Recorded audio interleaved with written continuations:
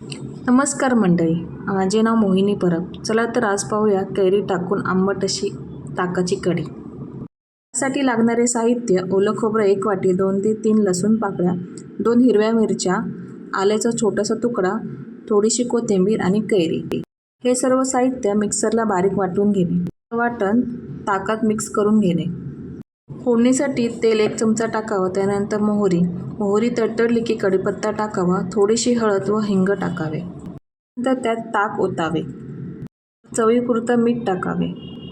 येथे ताकाला अजिबात उकळी आली नाही पाहिजे. फक्त 5 मिनिटांसाठी गरम करून ठेवावे. ताकाला उकळी आली की ताक फाटणार. ताकाच्या कढीसोबत गरमागरम कांद्याची भजी. ताकाच्या कढीसोबत गरम गरम भात, गरम गरम कांदा भजी आणि कढीपत्त्याची चटणी. तुम्हाला ही आजची रेसिपी कशी वाटली ही कमेंट करून नक्की सांगा आणि माझ्या चॅनलला लाईक आणि शेअर सबस्क्राईब करायला विसरू नका. धन्यवाद.